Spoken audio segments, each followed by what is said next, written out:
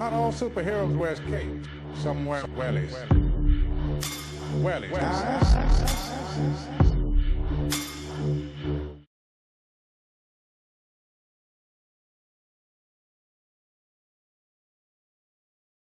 You tell us whenever suits you there, Darren. Yeah. Lordy-do. Very good. We're good to go.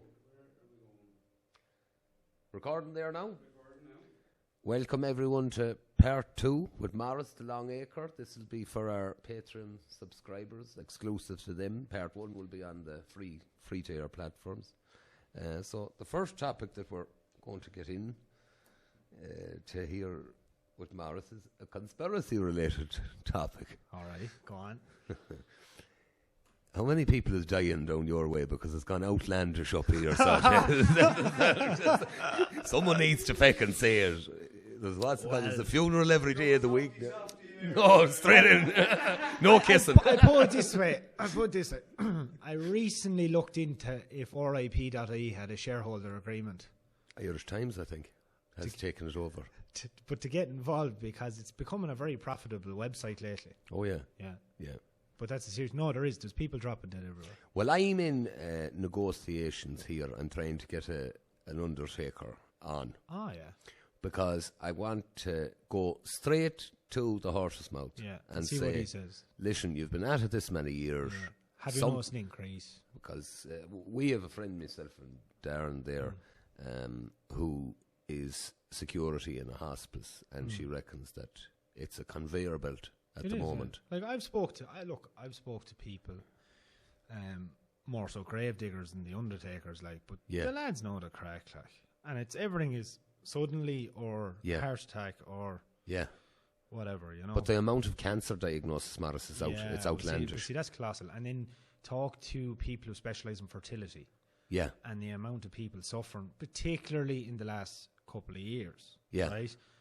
But now, okay, we can blame the jab as well, but also it's a lot to do with diet. I think it's diet, lifestyle, over drinking, whether they're drinking alcohol or they're drinking Red Bull and Monster, and people just aren't acknowledging, that sort of reality, like, and as well, and they're, look, the pill and all them things are all coming into play with the fertility aspects, but definitely people's health, like, people are sucking on vape pens, like, they're a lifesaver, when it's quite the opposite. People getting popcorn lung and but if you want to focus on, like, as in the jab, it's scary, like.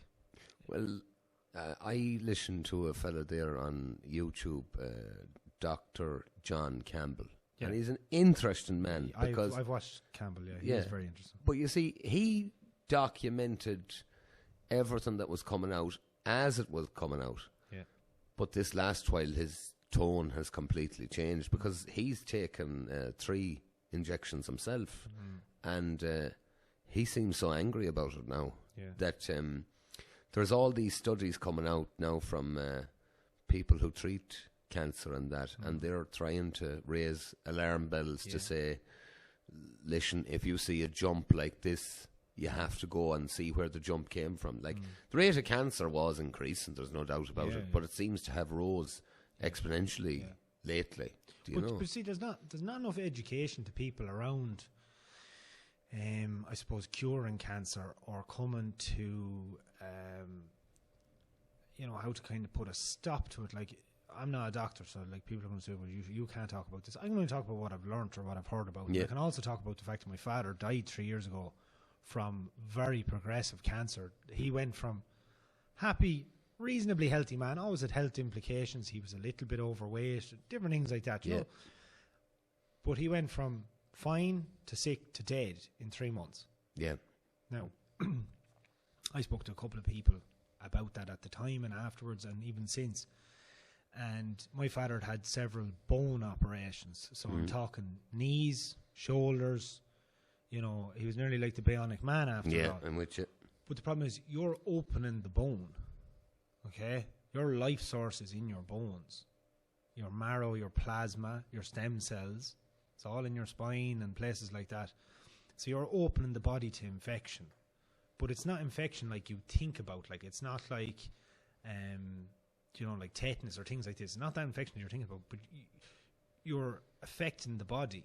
and leaving it open to so like if you had a bit of cancer in the skin beside where they opened your bone, potentially that cancer then moves into the bone, and that's kind of what was told to me, that he got bone cancer from all these operations. My God. And really, like, I know it's the deciding factor with my father was that he didn't believe he was going to live because they basically told him you're fucked. Right. And I could see that. There's like I knew people who got cancer really bad, and they're told you're fucked, but they didn't believe it. Yeah. Versus people who only had a mild bit of it, Yeah. and were told now you're bollocks, and they just go okay. Yeah. And then like people don't understand the process. Like you're sedated to death. Yeah. With morphine. Yeah. You don't. Cancer doesn't really kill you in a lot of cases. It will in a very long process, but ultimately, if you're in a lot of pain, particularly with bones and stuff like that, they're giving you so much morphine that the morphine kills you. Yeah. You are sedated to death. That's what happens. Yeah. And until you watch that and view that happen with people, and not just with my father, I've seen other relations and different things. Yeah. Do you come to that realization? But it's frightening. In the final stages of it, you see someone who was so big and strong. Because I went through the same thing with one of my uncles, and they literally go into a skeletal. Oh, they're going to nothing. Do you know, people who work in hospices, I have so much respect for them because I don't think I could do that on a day-to-day basis. But you know? it's the thing that, like, I found it very hard that time when the doctors would be coming in the room and the nurses, and everything is a tube, everything is a tablet, everything is an injection. Yeah.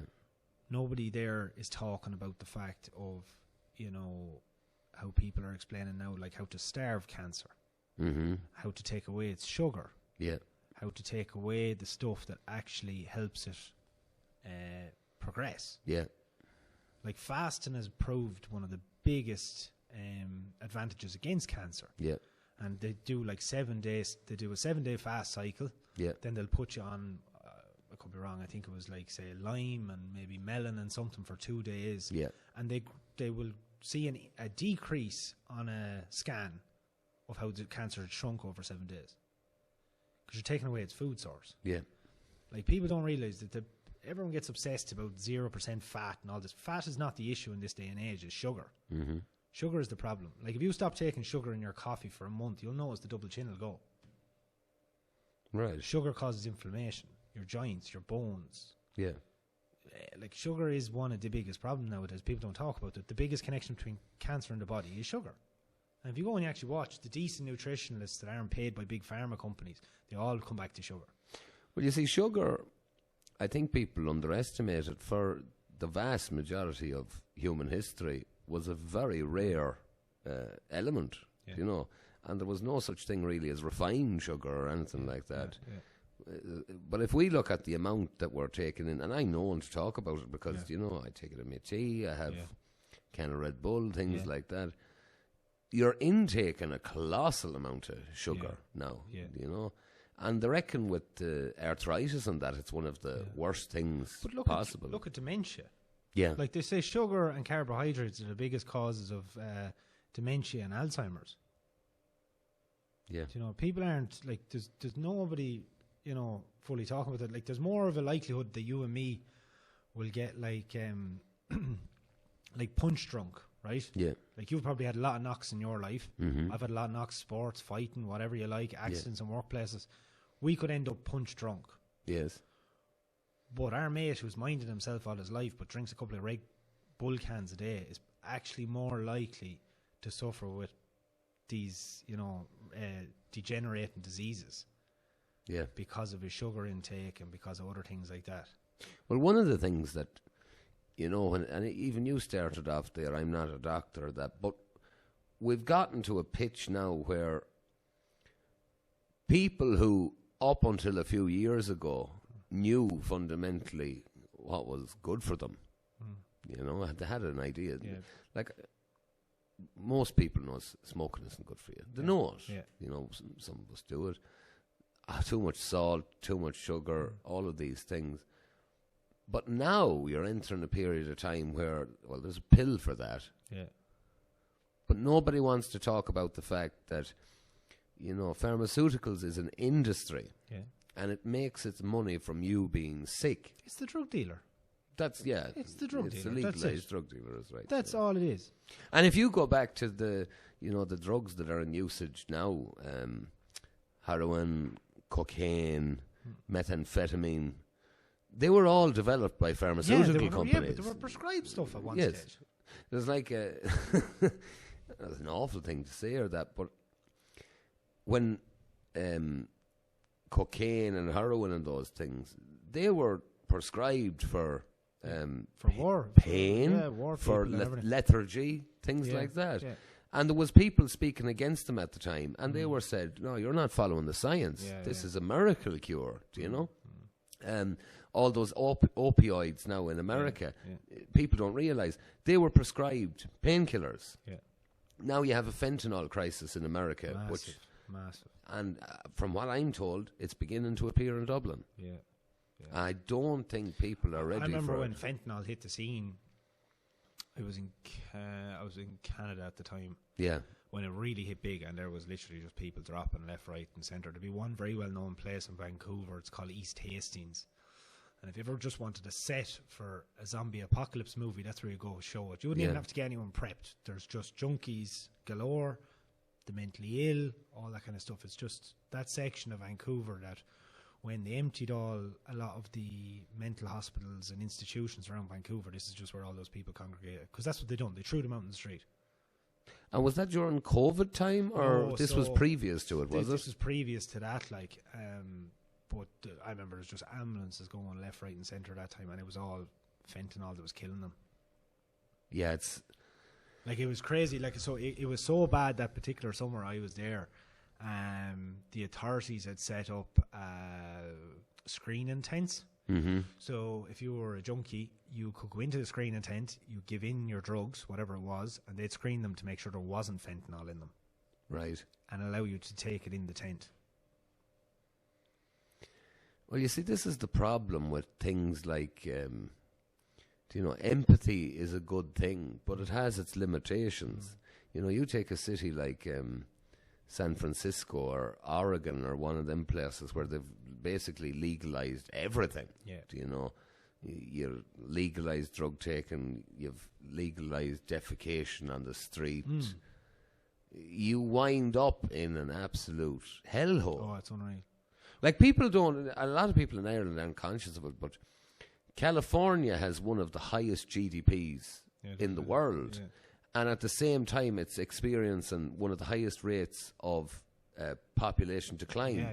Because anyone who can afford to is getting out. Yeah, they're gone, because like they have a homeless epidemic out there. Oh, yeah.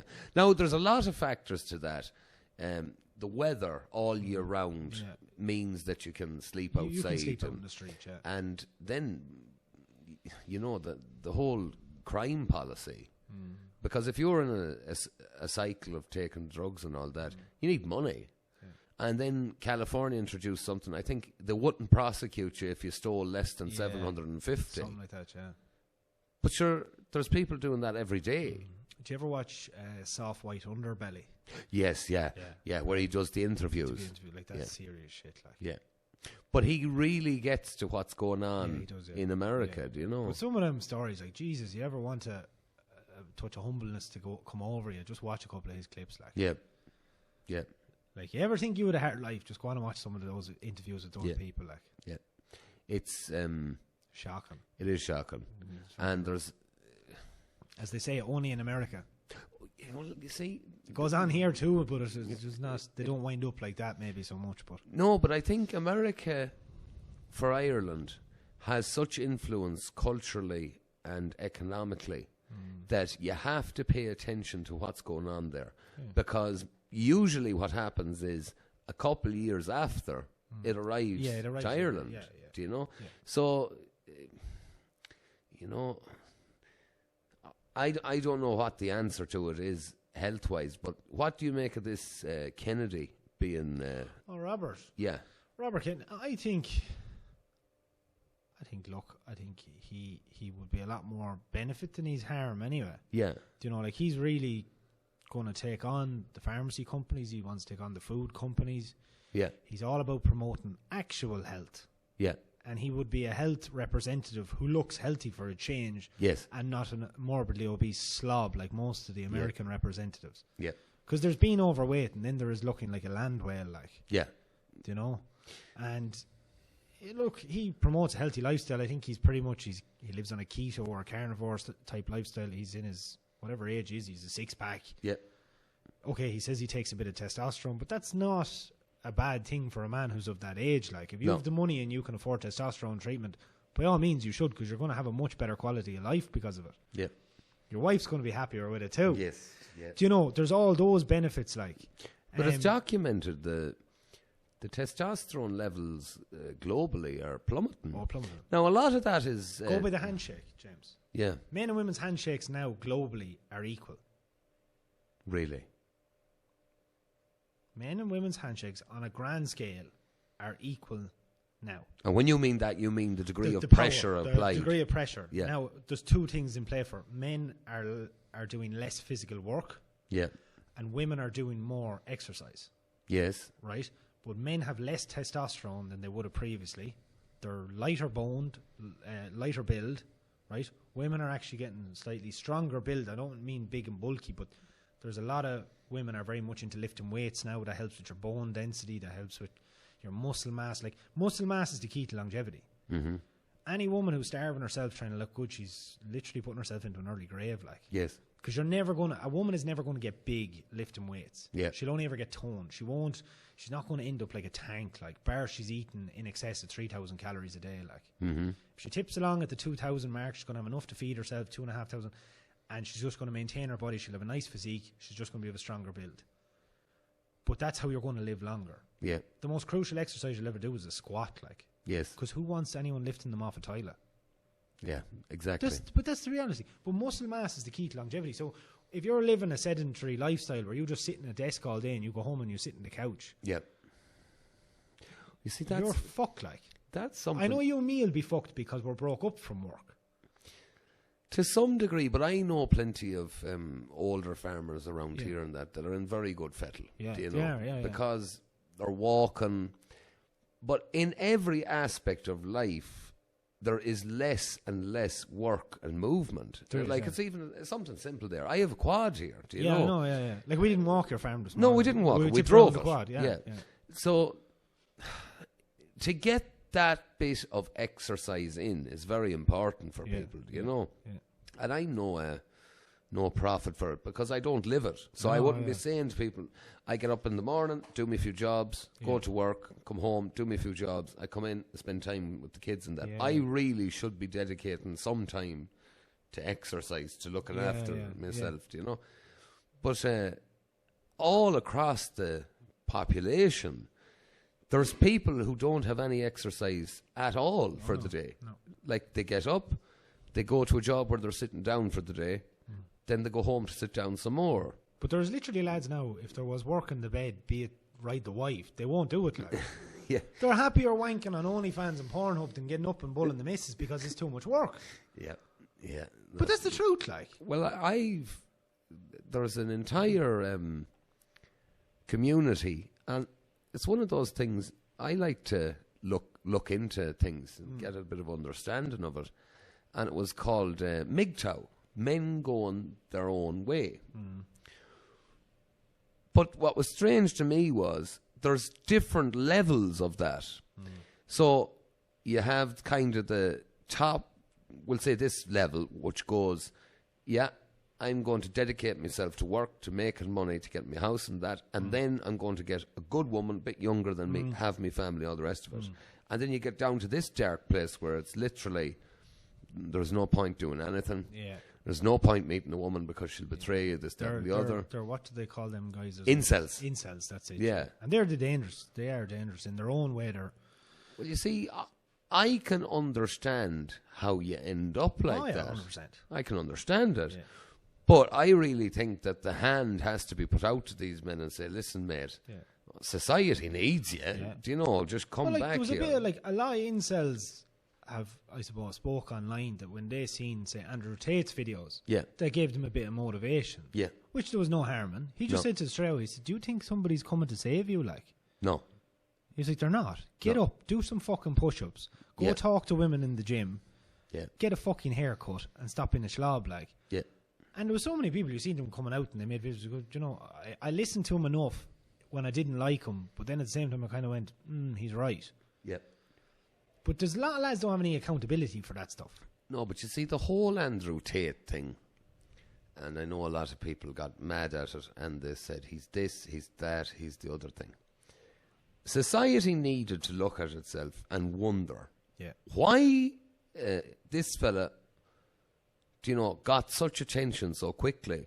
It's because literally nobody was talking to these young men. No, that's why, though. That's why. Nobody was saying, listen, do something. Get up off your arse or that.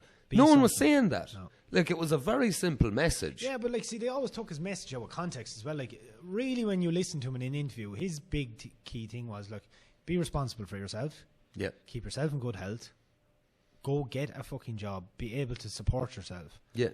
And go meet a nice woman. Raise a traditional family. Mm-hmm. And be honourable to that. That is actually his key message. Like, yeah. He said all the other stuff to gain massive traction. Yeah. And piss off feminists and piss off the wokies and whatever. Yeah. Because that's how you market things. Yeah. But like his core message was good, and his core message actually had a lot of benefit to people. Yeah. I'm not saying he was sex trafficking girls or not. I don't know. I highly doubt it, because if you've that much money and women are throwing themselves at you, why the fuck would you bother? Well, I think it was in the initial stage, like, he would have admitted that. He had a cam girl website and stuff, But you see, I can't, for the life of me, understand how people can't step back from a kind of a social phenomenon like that just and take say, a pinch of salt and say, why is this happening? Yeah. Do you know? Yeah. And a lot of it, I see it myself as well. Something really changed in the 90s and noughties with regards to father-son relationships. You had far more kind of single-parent families, relationships breaking down and all that. And I see it now with even my own son. The advice that you can give, the world has changed to such a degree that sometimes you question the advice you're given. And like, I'd often say, with regards to farming or that, I won't push him to like it, because I know myself it's a difficult life, all the rest of it. Then if I see him on a phone or the internet or that, whereas my dad would have said to me, put that down and get out and do a bit for yourself, right? I have to think to myself, well, hold on a second. That's kind of the way the economy has gone. Yeah, that's a tool nowadays. Instead of saying, oh, just it's a good day, go out and do something, I'm kind of saying to myself, well, listen, it's a good day, maybe go on that yoke outside. Yeah. Do you know? Yeah. And I don't know how you square that circle. I really don't. I don't know. I think, look, kids need to be monitored on what they're looking at online. That's a major thing. Oh, yeah. That is a major thing, especially. I think you can have a kid on a phone, but I wouldn't have them on any social media till they're 16. No, I don't. Yeah. But the way it restricted is they could be subscriber to certain websites. Yes. Educational websites. Yeah. Like, one thing now, I'm not going back on Tate, but I know there's a lot of things, like he's 200,000 or 280,000 subscribers to the Real World. That institute he has online, right? Yeah. I think it's $50 a month. I don't know anything about it. What's it like? I know two guys who went on it and they found it interesting, but it wasn't for them. Yeah. But there's all different sections of it that, like, if you want to learn how to make money on TikTok or get a product from Alibaba and how to market it, like, there's literally all that stuff. We'll call passive type income, right? Yeah. But there's all these, it's literally like a school, like you can hone into a lecture. But the amount of supposedly young lads that were even under 16 that had got onto that. Yeah. And because they're of that sponge age where they can really take it in. Yes. Whereas you and me actually kind of have to go, I don't know, this lad's kind of talking shit. And I done this and that didn't work before. They're at a blank slate start. That, like, he had young lads who literally figured out how to just drop ship runners or whatever it was. Yeah. And the little feckers were making 30 grand a month. Like. Yeah. But you see, that's another thing. But that was his biggest marketing thing was that for you to just set up a fake account to his and repost his reels and stuff like that, that was his biggest earner. He was teaching them how to make the money on the viewership of that. So that's really what blew him up. Yes. He had such an army of, we'll say, replica accounts. Yes. That it'd be like Tate Cobra or Cobra Tate 4 or whatever. There was all these ones promoting these reels. They were all the same clip of him, just swapped around. Yeah. But they were getting so many views, and he took over the algorithm, and that's what taught these young lads then how they could make views on YouTube and all this, and like. So basically, he was teaching them how to do it by doing it. Yeah, yeah. But he had Justin Waller. Like Justin Waller was a guy who used to put up, he does put up. He puts up steel structures, like. That's the fella who wears the tight old jeans and all Yeah, that. the ginger-haired fella. Yeah. Like Justin Waller is he's a steel guy. Like he owns a construction company and whatever. So like he was talking to people how you scale a business of say erecting warehouses and things like that. And some other guy was talking about whatever else. And I don't think there's any harm in it. Like I think had I had a son now that was 14, I think I'd feel it was more beneficial to pay for him to do it than me. Well, you see, there's another aspect to that too, which is, why did that gain so much popularity? It's because you go to national school now and secondary school in Ireland, there is no teaching about social media. There's no teaching about scaling a business. No. Everything like my experience from it when I was in it is, they're teaching you to be an employee. Yeah, that's all. Yeah, but that's the basics of it. Like, it's indoctrination, not education. Yeah, but you see, the economy now, how many people are in the gig economy, you know, where it's one gig, you know? The economy has radically changed so much that the education you receive now, it's not helping you to do well. The equation, see, the thing is, the equation that you and me were brought up on was the equation that our parents were brought up on. Problem was, their equation worked. Yes, ours kind of worked. Yeah, but it's not going to work anymore. But the next time is not going to work. No. So their thing was, go to school, do as well as possible. Yeah. That gets you a job that reflects that in the wages. Yeah. Those wages actually lead to a good life. Yeah. Right, grand. They got that. They had you and me. Yeah. Right? Okay, they mightn't have been that well off, but they had money. Yeah. They had a bit of spare money maybe, and they tipped away at it and they survived and the bills were all paid and things were good. Yeah. If they worked hard. Right? Yeah. You and me then, we got told, no, you have to go to school, you have to do better, right? You have to do better than even we done. Yeah. To now allow for the inflation rate, that somehow that's going to fix it, right? So you and me, we went to school, we didn't really do school. Yeah. I don't know, did you finish, did you? Yeah. You finished. I didn't finish, right? Mm-hmm.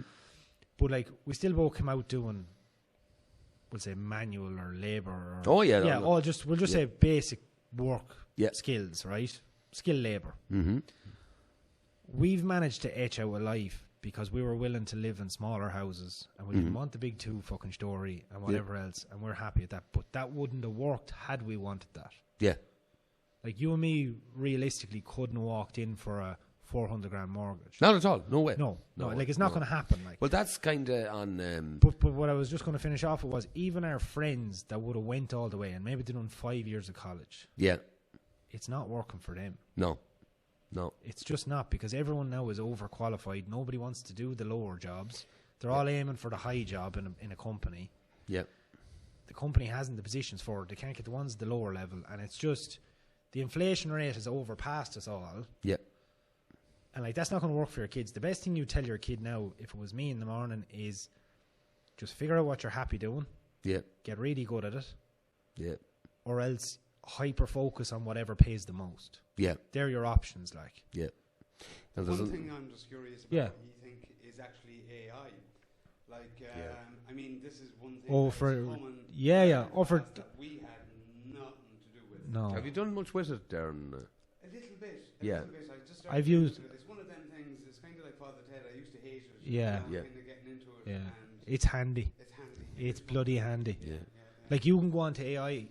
And you could write in, James wants to do, imagine you want to do an opening piece for your website. Oh no, I'm using it. Yeah. So like you can go on and you can say, write me a bio as a conservative young Irish man who's a part-time farmer and construction worker in Ireland, based in the west of Ireland, right? That'll go on and write you something correct. But you have to say you're conservative. Yeah.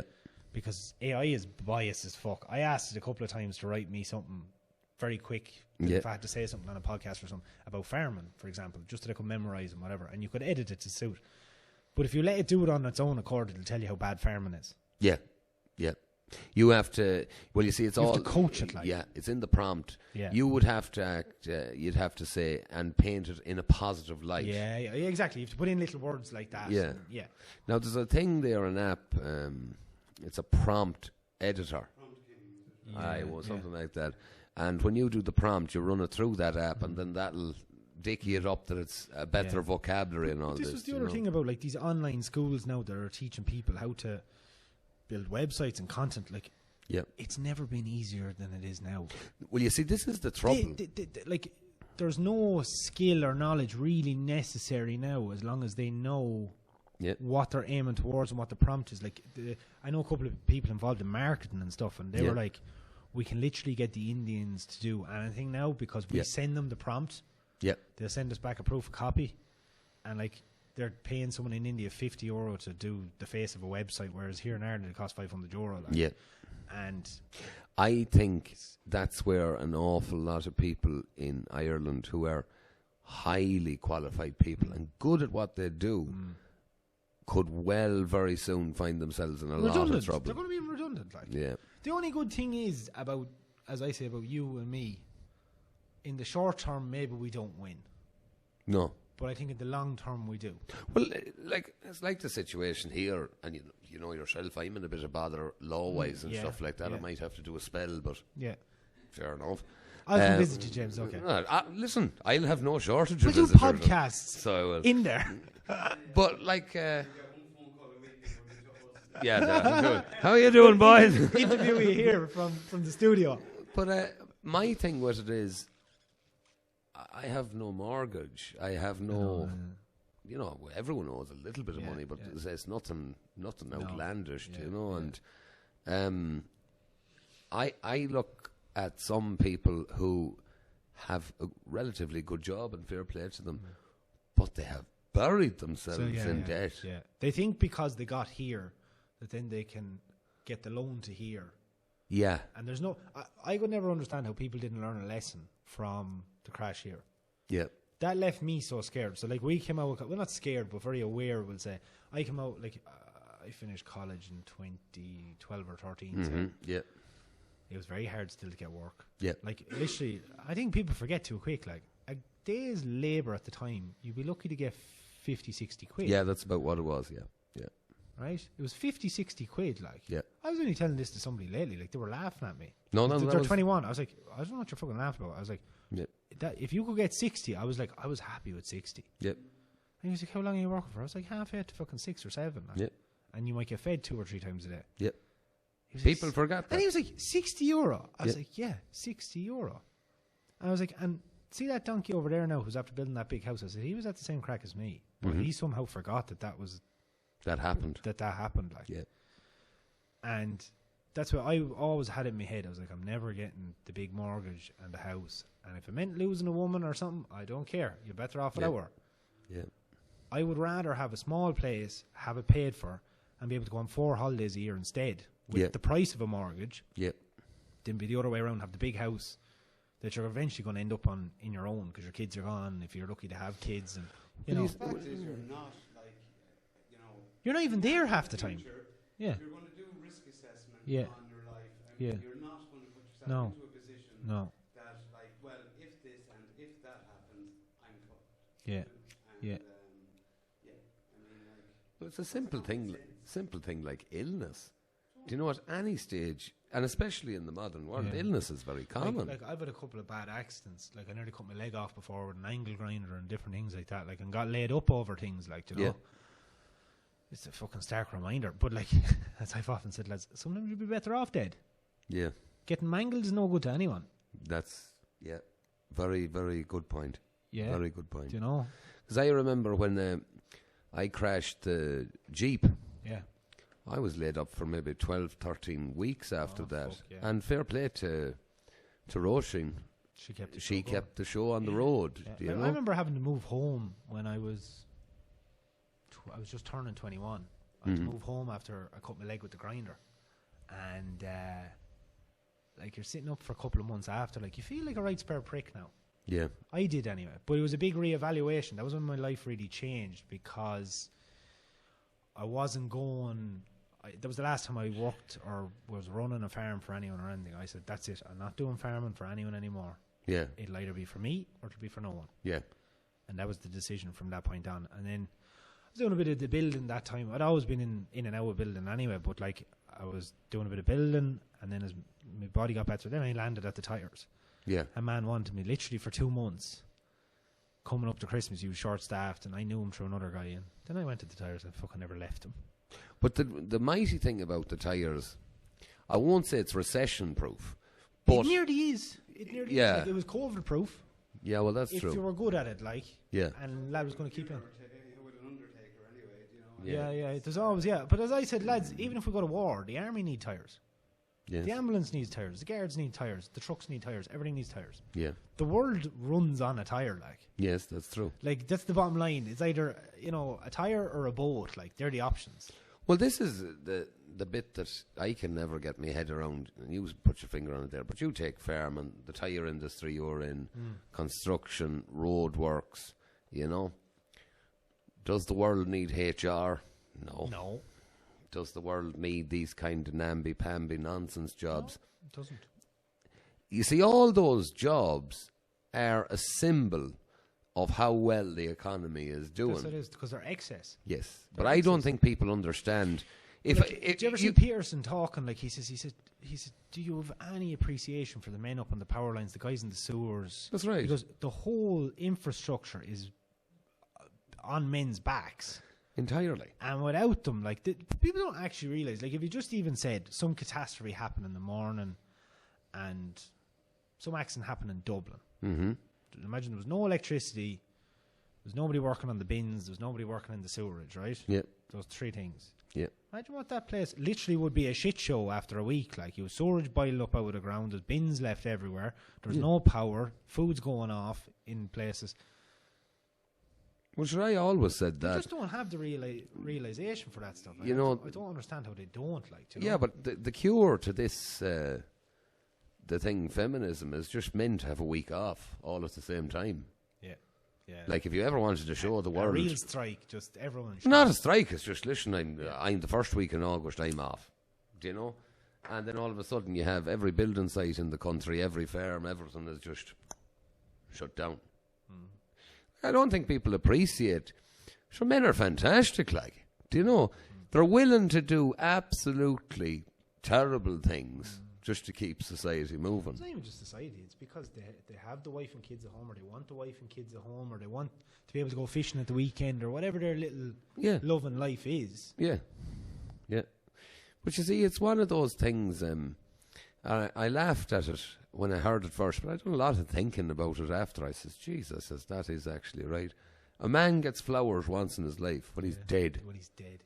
But Chris Rock always says, he says, only women, children and dogs are loved unconditionally. Unconditionally. Oh yeah, there's a condition to... Yeah. But you'll see that, like you're dating women, they'll like you till you don't meet their conditions. Yeah. Like, it can be something very minor. Yeah.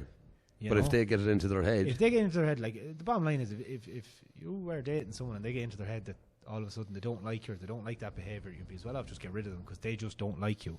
You're not serving their purpose, like. Yeah. Well, I was seeing a mighty quote. It was on about that, the kind of McGregor case thing and the partner. And it said, a woman's loyalty is tested when a man has nothing. And a man's loyalty is tested when he has everything. 100%. I thought, but like, I'm not being funny. Right.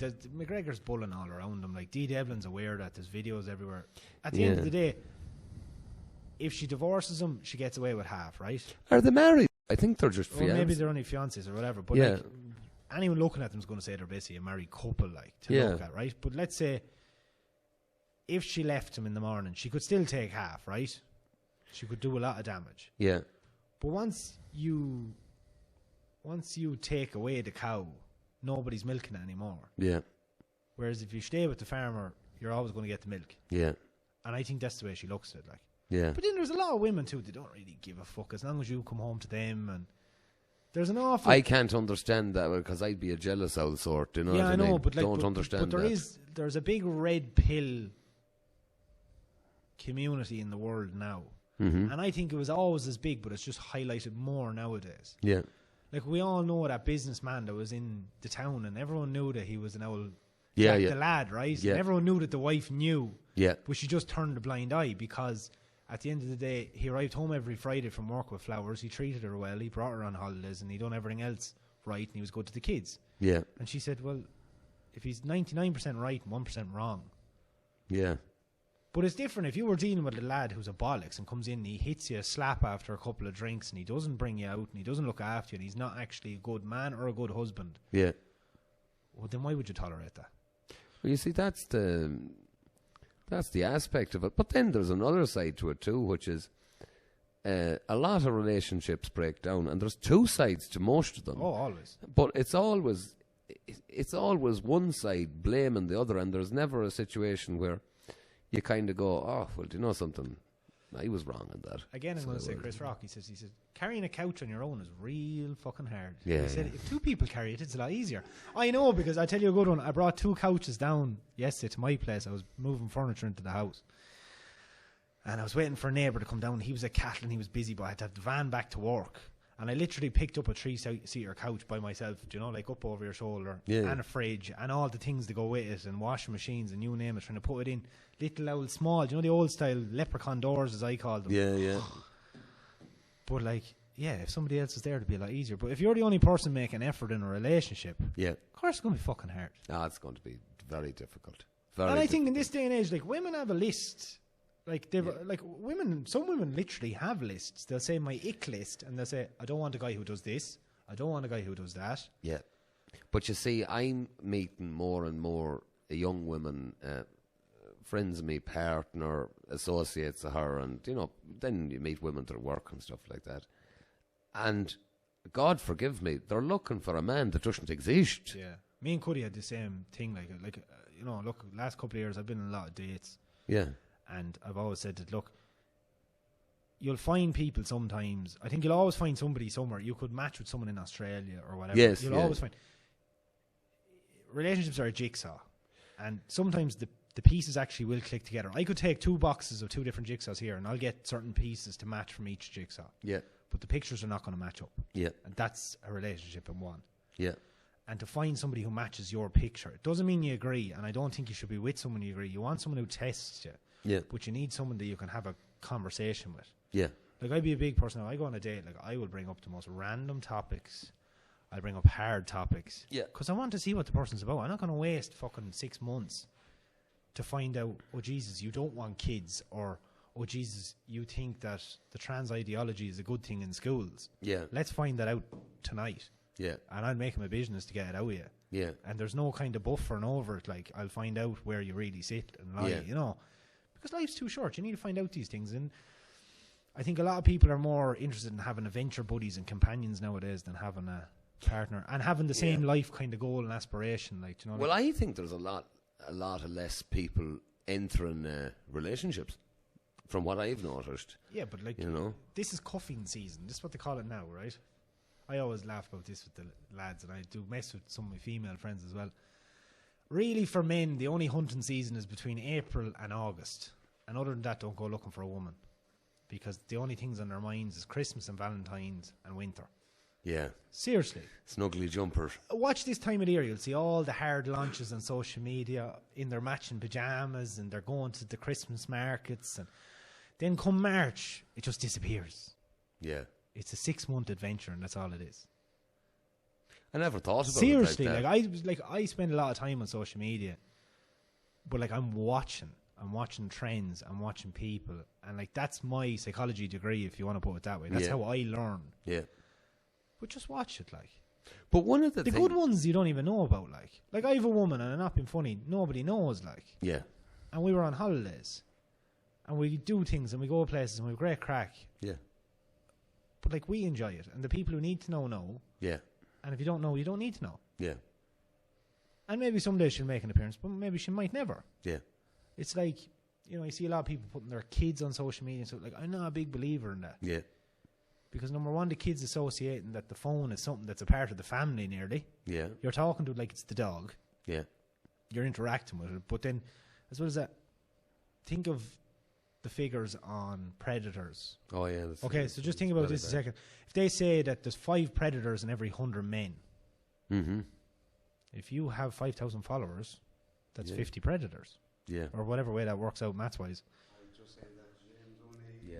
We were actually, we won't say who, but we were watching someone, and both of us were kind of like, nah, you're on the wrong, so putting up too much. Yeah, so like, but that's the problem. If you have a cute kid and whatever, like, you have to understand there's 95% of the people that are looking at it are going, isn't that lovely? Yeah. Isn't it great? But there's 5 guys there going, oh yeah, put more of her up or put more of him up, and that grinds my gears. It's fucking insane. Do you know? But like, that's the reality. But that's my pessimistic brain. But it's reality. Yeah, but the truth, I forget who said it, or that only the paranoid survive. Wasn't that it? And there is an element to that. You're gone to a pitch in society now where you have to be very, very wary. But the other side of social media too is it's a total and utter nonsense. It is nonsense. Yeah. What's presented on social media is not reality. No, it's not reality. Not by a lot of influencers and things like that. But you have to understand what you're being fed. So particularly, like, if you're talking to women and stuff, like I could talk to, say, my woman, and she'd tell me what she's seen. So like everything that's getting pushed towards her is about like body image and this kind of stuff. Like she said, it will give you a complex. Yeah, yeah.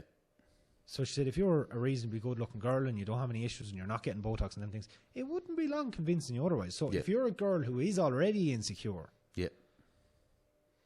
like, you're just a sponge to take that on. Yeah. Yeah.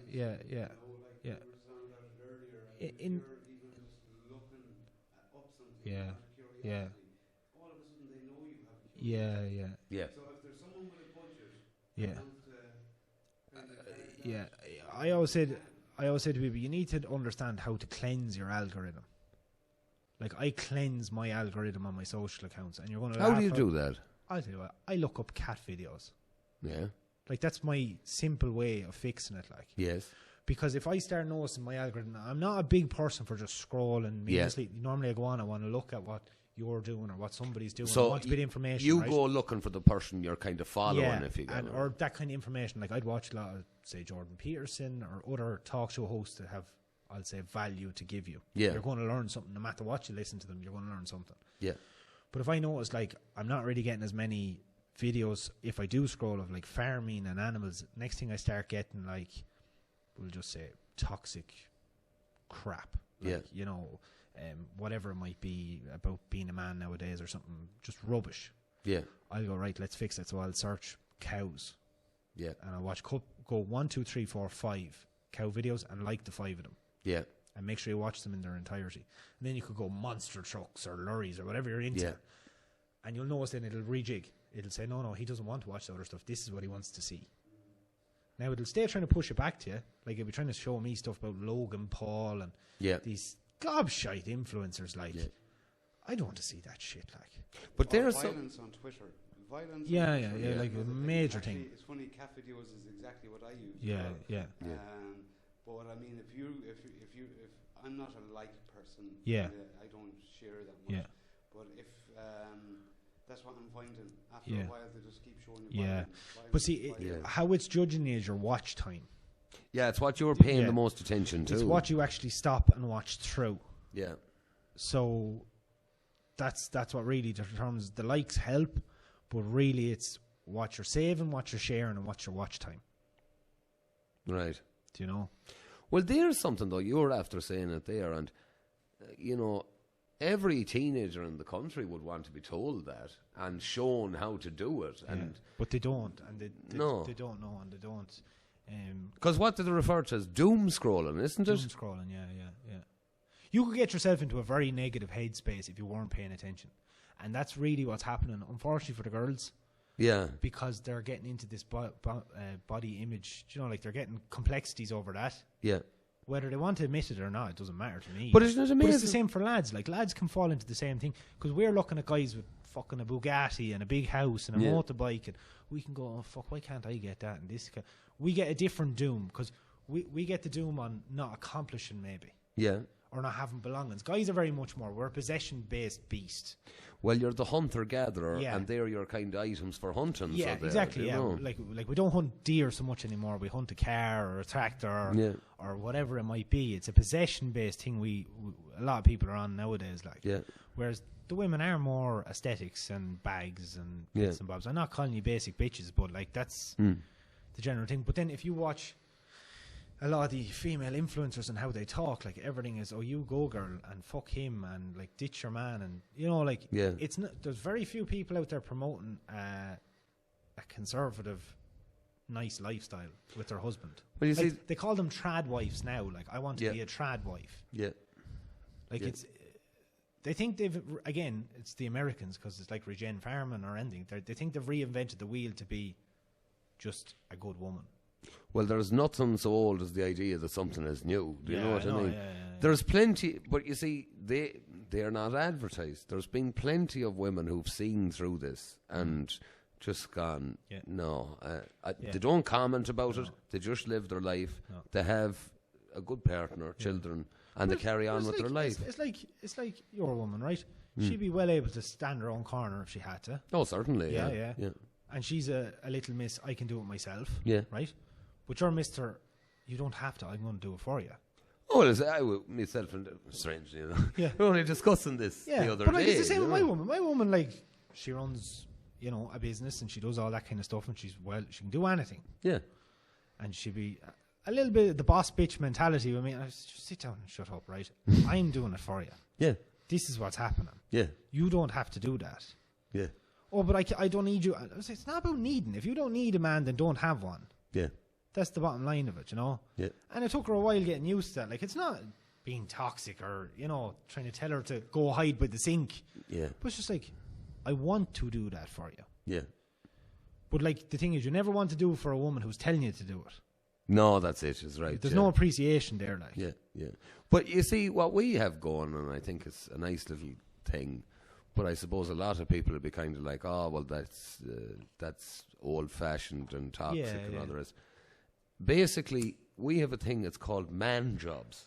Yeah, there's man jobs and woman jobs. Man jobs. Yeah. She'll just say that, man jobs. Man jobs. So, man jobs is bring the turf in, bring the bin out, make sure the farm is all right, do you know? And another thing, then, you know, putting the girls to bed or that. Yeah, if the girl doesn't want to go to bed, she'll go, James. Yeah. And I come in and I go, now listen. Go to bed. It's bedtime. Yeah, that's it. Yeah. And then that's the last word on it. I know, and that's the good cop, bad cop routine. Yeah, but you play off it. Yeah, yeah. But you can't have two good cops, and you certainly can't have two bad ones, because then that's all going to fall apart. Yeah, so no. Little for me to suggest we're right or wrong, but that's how we do it. I always find it very interesting. Do you ever watch Dave Ramsey? Yeah. He's a financial guy in the US. Like, and he's big on never get debt, never buy a credit card, never do any of that stuff.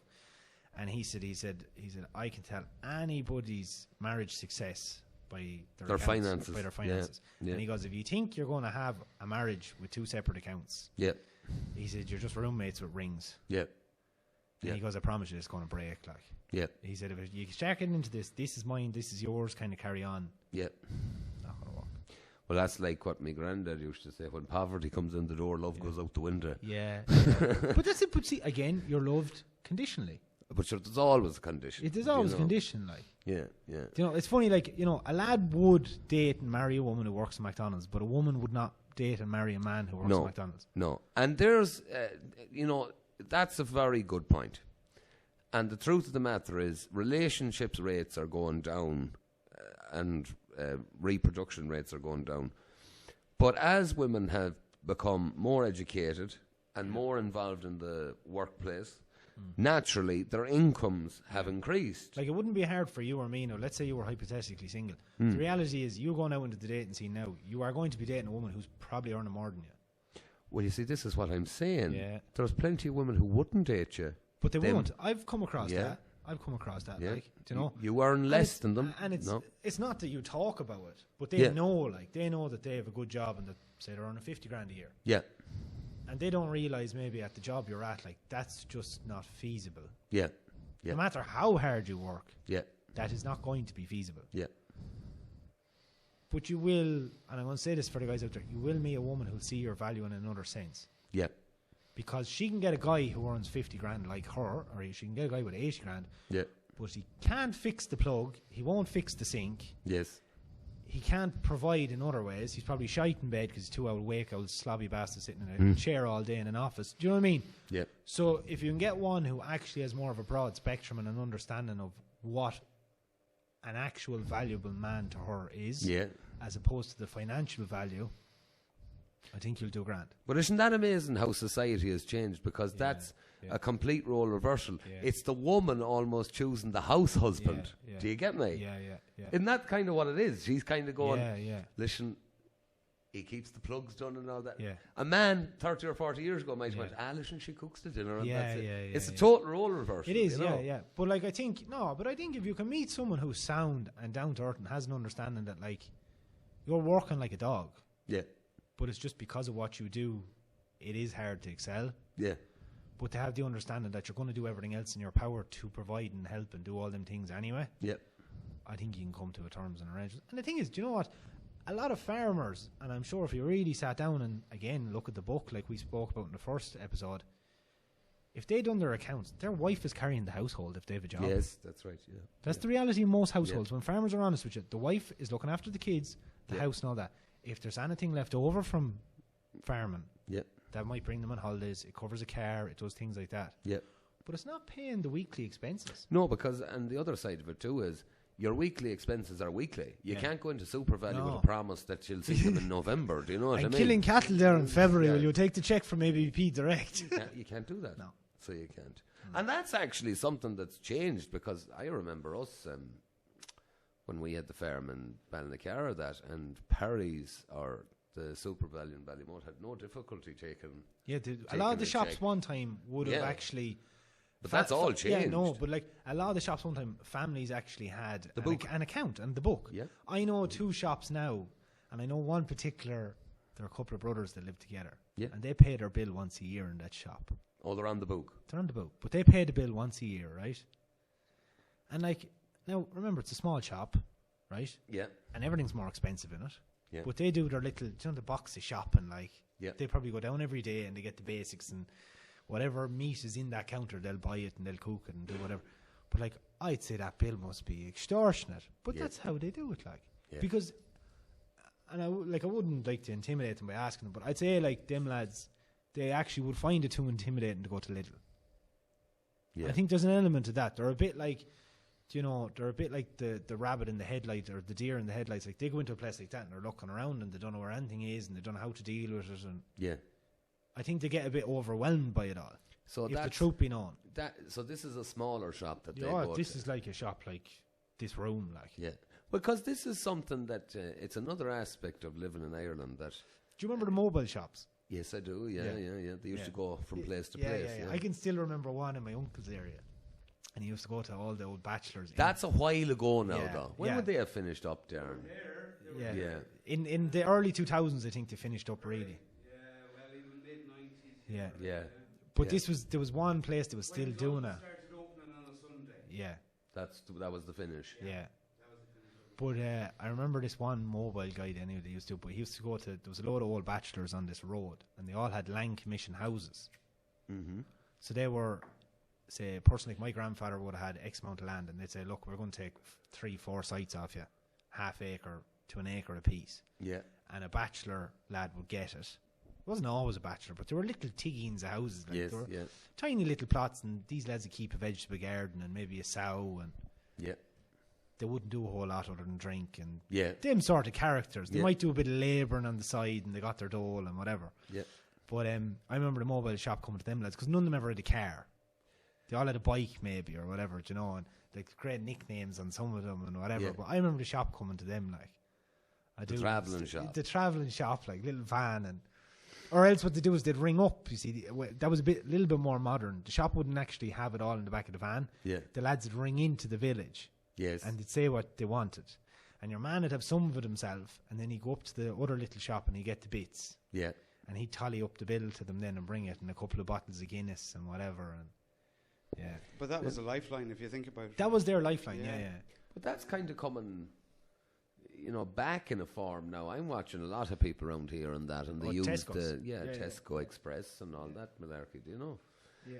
Well, Maurice, it's been an absolute pleasure talking to you, so it is. Nice to have you above in Sligo. Yeah. And you'll come back. Oh, by God, I'll be back. That's all right. We're going to have you in the new year for definite, so yeah. 100%. Darren, thank you very much. Yeah. No bother. God bless you. And thanks everyone for watching. I hope you enjoyed it. And we'll have more episodes coming soon. Yeah.